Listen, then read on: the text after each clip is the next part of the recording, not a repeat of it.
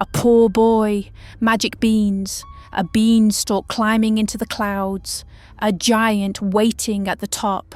But what if I told you Jack and the beanstalk is older than the Bible, older than the pyramids, older than writing itself? Because buried beneath this children's tale is something far older, a story passed mouth to mouth for over 5,000 years, a tale of giants, of gods, and of something far darker. Once you hear what lies beneath Jack and the beanstalk, you will never see it the same way again. Welcome to KIDMORTEM. Before we dissect the truth, let's begin with the version you think you know. Once upon a time, in a small cottage at the edge of a village, lived a widow and her only son, Jack. They were penniless, starving, with nothing left but their cow. Jack's mother sent him to market to sell her. On the road, Jack met a stranger. The man offered no silver, no gold, only beans, magic beans. Jack, young and foolish, accepted the trade. When he returned home, his mother was furious. She hurled the beans from the window and sent Jack to bed without food. But that night, something grew. A massive beanstalk burst from the earth, twisting, coiling, climbing into the clouds. At dawn, Jack climbed, higher and higher, until the world below vanished into mist. At the top, he found a stone castle in the sky. A giant's wife answered the door and warned him. "My husband eats boys." Still, she fed him, warmed him, and hid him when her husband returned. Then came the voice.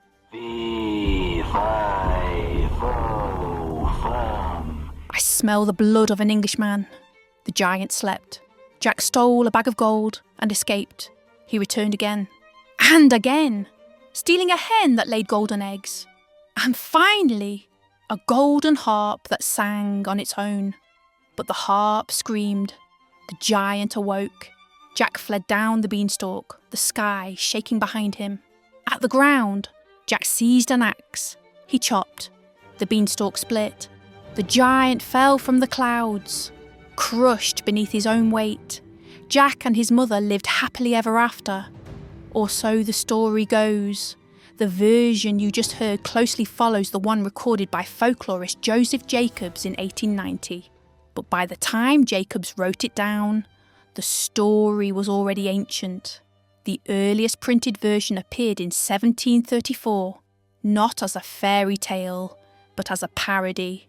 Because you can't mock a story unless everyone already knows it. Later versions tried to fix Jack. They gave him a moral reason, a murdered father, a stolen inheritance. Victorian storytellers needed heroes to be clean, but older versions didn't care.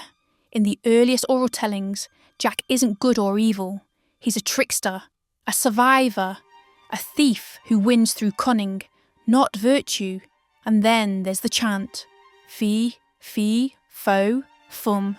It appears in Shakespeare, and even Shakespeare called it ancient. Some scholars believe it may come from Old Gaelic.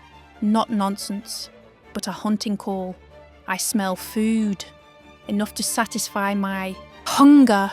Giants appear everywhere in ancient myth. Goliath, the Cyclops, the Jötnar of Norse legend. They are old beings, often the first inhabitants of the land. So what if the giant in this story isn't just a monster? What if he's a memory?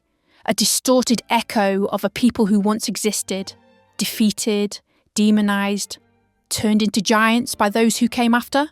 And Jack climbs into a world that isn't his, steals its treasures, kills its guardian, not a hero, but an invader. In 2016, researchers confirmed something extraordinary. Jack and the beanstalk belongs to a global story type called ATU 328. The boy who stole the ogre's treasure. Versions exist across Europe, Asia and India. Using evolutionary analysis, the same method used to trace DNA, scholars discovered the story dates back over 5,000 years to the Proto-Indo-Europeans, our lost people. No writing, no temples, only stories. Jack may be one of the last living whispers of their world. And Jack isn't alone.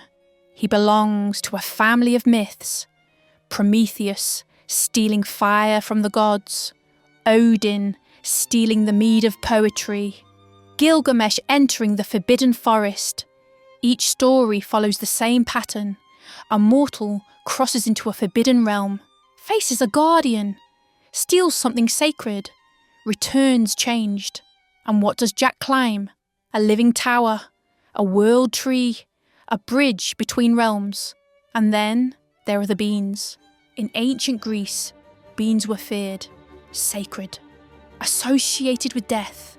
The Pythagoreans believed beans held the souls of the dead, that their roots resembled unborn humans, that beans were a gateway between worlds.